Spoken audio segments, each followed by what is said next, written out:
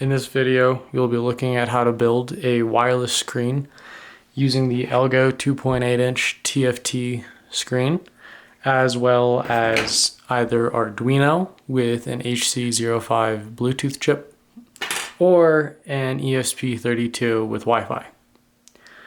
We'll start off with Arduino because it is easier and more straightforward, and the ESP will come afterwards because it is a touch more complicated.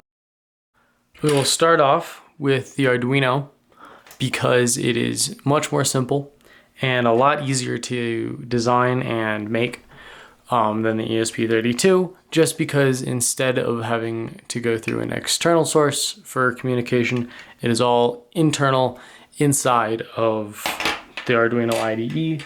And if you would like, there are apps that you can download on Android or iPhone. I wasn't able to get the iPhone apps working, but you can to communicate with it.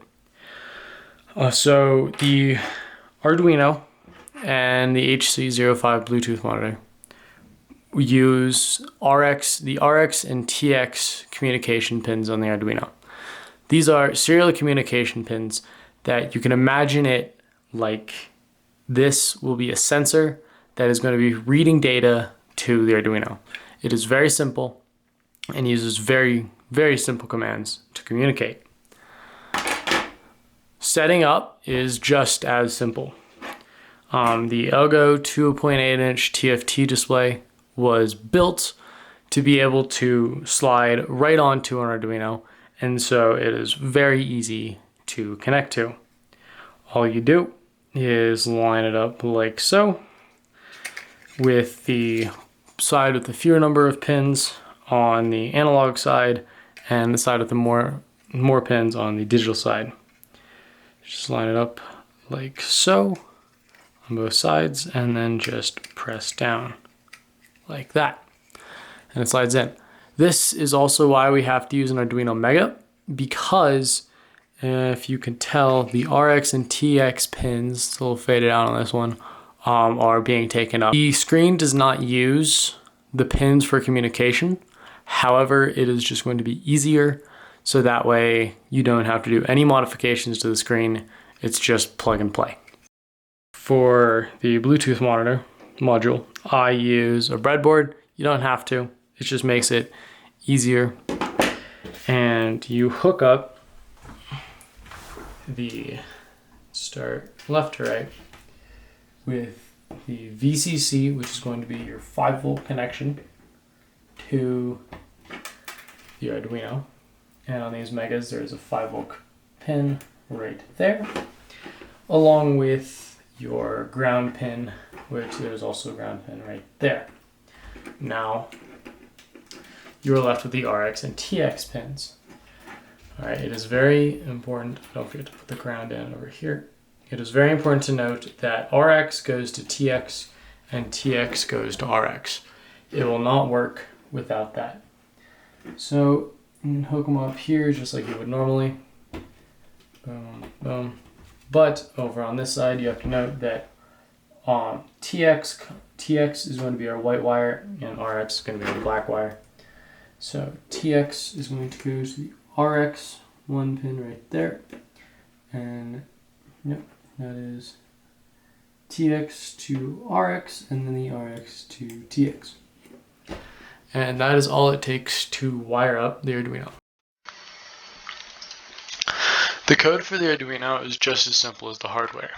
The first step you're going to do is going to download the code, the library, that is going to be given here. Once you download this,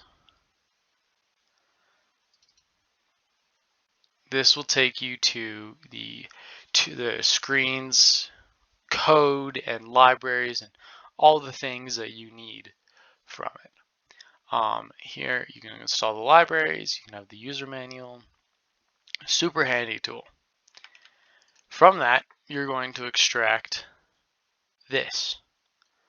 All of this code right here is just for setting up the screen to do what you want. to me. You can make the colors what you want. I don't recommend editing this code because this code is pre-made to work. Then will be two of our global variables that we'll be using. This reading string boolean will be set to false initially, and this text to screen string will be also set to empty. This will become apparent soon, but I also set the reading string variable up false again, just because. And down here, in the meat of everything, is the void loop. Void loop is very simple. So the screen works by sending signal to the serial port of the Arduino Mega, and through this, the Arduino Mega will read the serial port and display what is read. As I mentioned, very similar to how certain sensors work. So what happens is that when the Bluetooth monitors will send a signal, it opens up the serial port and becomes available, hence this line right here. Once the serial port is available, then we can move on to the next code. If it is not, we do not want to move on to the next code because that will erase our previous code. So first we will check reading string. Now if you remember, reading string is set to false. All right, so that way, and which will become apparent later. I won't explain that. So if it is false, if it is true, my bad, if it's not, then if it is false, then we'll reset this text and set reading string to true, right? So that way, when we go back through and it's available, reading string will now be true. So it will skip this part and move on to reading the actual data from the screen. This part right here will reset the text to screen variable, and this part will collect new data and create the string. Now, once all the data has been pulled in, right, and suddenly the serial port is closed, it will move on to this part, right? Where now reading string is now true, right? We're not reading any more data. Reading string is true. It will now move on to displaying it, the message. This part is very simple and customizable. I set it so that way it'll set the background to white. This is another command that you just have to have as part of the TFT screen. This sets the cursor to where you want it. Text size 3, text color black. You can also set the rotation. Right now I have it top down. And then these serial ports right there. And then once it's all done setting the screen, it will set it to false. So that way it will not reset the screen anymore. To run this code, there are a few ways. Sadly, due to bit rot, my code will not run. And I cannot figure out why. There are two ways of running this. One is by using an Android device, installing an app. The app is called Arduino Bluetooth Terminal. Easy to use, runs on Android. I was unable to find an app that worked on iOS. That could just be me. I have heard of people being able to use this Bluetooth module on iOS, but I wasn't successful. This is the app right here. You use the terminal module right here, and as you can tell, it's using the same Bluetooth module that we are. The ESP-32 is significantly harder because instead of using a Bluetooth module, we will be using the built-in Wi-Fi module on the ESP-32. Come on, focus. On the ESP-32. This is harder, but more versatile. The Wi-Fi will allow us to control the ESP-32 from anywhere in the world, whereas the Bluetooth module only has the range of the Bluetooth. We will control this using an online server, which I will demonstrate how to make, which is very easy and just uses basic Python scripts. To However, the wiring of this is complicated, and the code can be copy and paste. However, does have a little more complexity to it. Starting off the wiring, you will need a bunch of wires, as many as you can get. The screen, the ESP-32, and I recommend using 2 long breadboards. You need 1 long one, but you could also use 1 long one, 1 small one.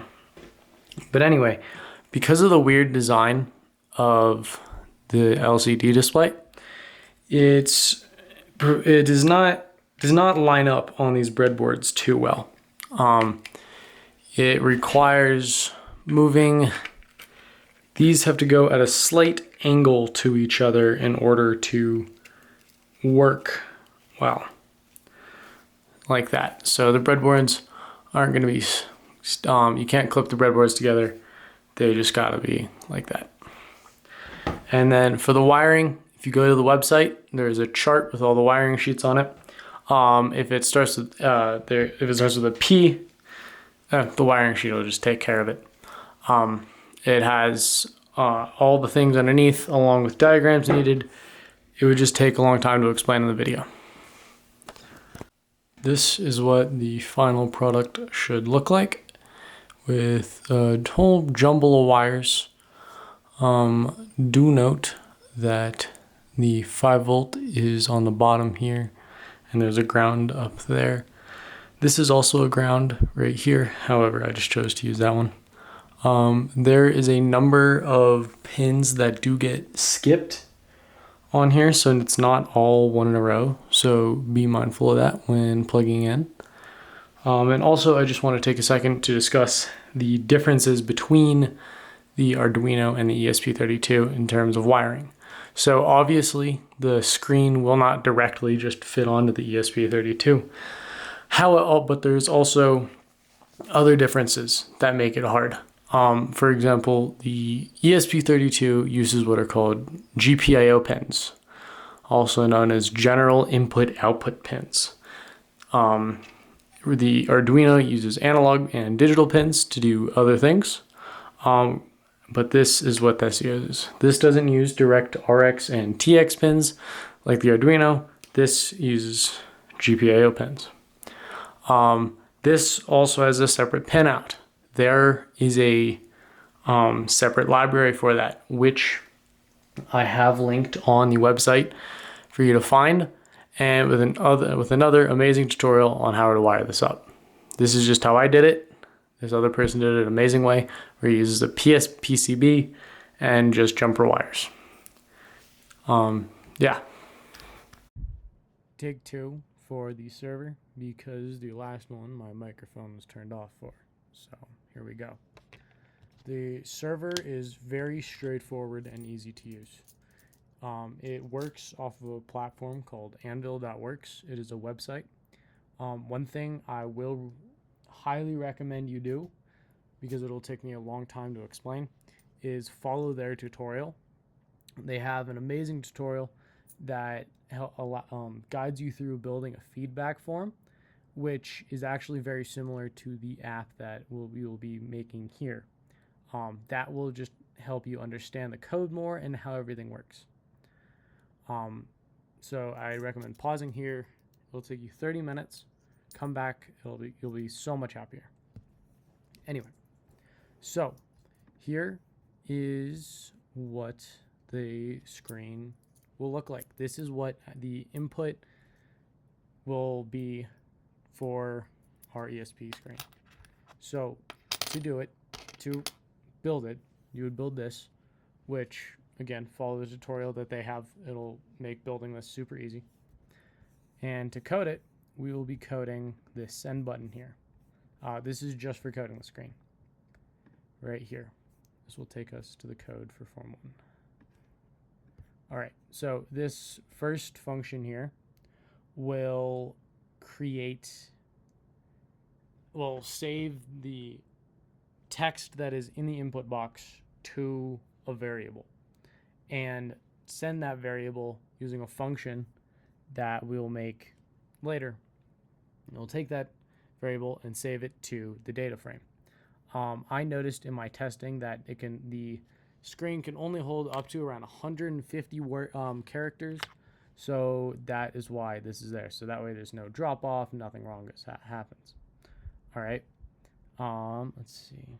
Yep, it's all good. And also clear the inputs. It's a very nice thing to do for user friendliness. All right, moving on. Yeah, that's all for this one. Moving on to the data frame. The data frame is where the variable will be stored until it is sent over. The way the variable will be sent over is through an HTML GET request. All right, so the ESP32 will be continuously sending an HTML GET request to this server right here, requesting what is in this box right here. All right. When there is nothing, it will reply with null. However, when there is something in there, it will reply with the text that is in the box. All right. So how does it do that? For that, we have to go to this. This is kind of the heart of the code. This is where everything that runs. So here, this input to table, this is the function that is run in form 1 that allows the variable to be saved to the data frame. All right. I'm not going to go too in depth to it. However, I will recommend sending yourself an email every time there is an input. That will allow you to check what the input was, so that way there's nothing wrong going on. And also it will eliminate the confusion if one of these steps doesn't work. All right. Here and this right here is the heart of said code. This code right here is what will send the text in the box to the Arduino. All right. This right here tells the code that whatever this function returns is going to be what the GET request wants. I used /users. Anvil has an awesome tutorial on these. If you need to set up something more complicated, I highly recommend going through that. However, all we need is this. All right. So once this function runs, we send this. All right. I also recommend deleting each row after you send a message. This will make sure that there's no clutter. And when I did run this without it, it didn't even work. All right, now time to move on to the Arduino IDE code. Here is the code on the Arduino IDE for the ESP32. First off, there are a few libraries you're going to need to download. The tft_espi.h library is necessary for the Arduino for the ESP32 to be able to communicate with the LCD screen. People have done this before, and there's a link on the website to an amazing tutorial that can explain how to install the library, and it's the same link for the wiring. It's an amazing tutorial on how to install the library. It does it in a much better way than I could. It is because it is a bit complicated. Next up, we have the Wi-Fi.h. This is just to allow the Arduino the ESP32 to connect to Wi-Fi.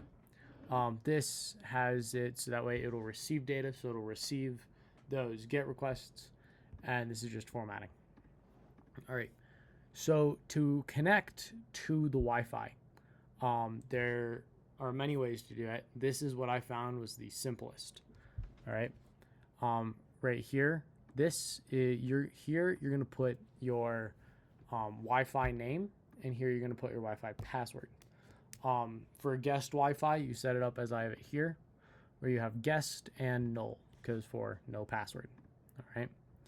So these are just timers that you need, and then these are stuff we'll get into later. So moving on, these are still some things you need. All right, one thing that is important, you have to have the serial.begin at this baud rate. If you do not, it will not run or connect to the Wi-Fi. About an hour of troubleshooting, figured that one out. But anyway, this is the code that connects it to the Wi-Fi. All right. This here, oh come on, this right here, you can see this is where it inputs your name and password. Also, this is where I set the rotation for the TFT screen. I use rotation 1. That'll set the screen to be horizontal, easier to read. All right, moving on.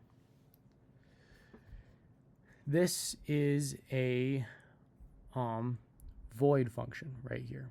All right, this void function is what sends the HTTP GET request and receives the string. It's falling all around me over here. But anyway, this is what you will look for. This is the link for the HTML GET request. You can find this on the anvil.works website. Works right here. Give it one sec. In the servo module, after you put this in, this right here will pop up, and you copy and paste this here while inputting /users or whatever your path is right there. This is mine that I used. All right. So, a few things you got to note. So, when you receive a payload, you will get a few variables in. For one, the HTTP code. All right, HTTP code, this integer will be 200, which is why I set it if it is greater than 0. All right, if it's not greater than 0, you're not connected, you're not going to get anything on. All right, payload. Payload is the string itself. When a message is sent, payload will be that message. All right, when it is not, the message that will be sent will be null. So payload will be set to null. That will come up a little later. All right. Moving on. Here, this is where that null comes into play. Without this right here, the screen will flicker horribly to the point where it's hard to read it because it will be just constantly updating every message. So if it is null, don't do anything. However, if it is not null, it will move on to set display string to said payload and then string updated to true. All right, moving on. This will also come in a little later. Oops. Moving on. This is the void loop. This is the meat of everything. Or not the meat. This is the ending. Almost done. Here, we will run the function get new string. So we'll get the string and it will return display string. All right. And so if string updated is true, this is very important. This will also help prevent flickering and other attributes that you don't want that I don't need to get into. All right. So when we set string updated to true here, that tells this that we will be getting and displaying a new string. All right. That is why we'll be setting it to false later on at the end. So that way it will not run this again. All right. So this is very similar to the Arduino where you can fill the screen with whatever color you want. I use white and black again, very simple. Again, I indented it a tiny bit, set the text size to 2. Text size at 2 is where I was found. About 150 to 154 characters was the max. But yeah, this is as much as it goes. And here's the print. Here's the print line for the message. All that just for that one line right there. All right. That should be everything. Once you upload this code to the ESP-32, the way to run it and get the message to it will to quite easily be to publish this right there. You can change the URL. I recommend changing it, make it whatever you want. Change it. But once you go there, all you have to do is run it as if you would. So you put, you know, text in your text box. I'm just run it here. Give it a sec. Text in the text box, and then you send it like this, and it'll send it to the ESP32. Alrighty. Thank you.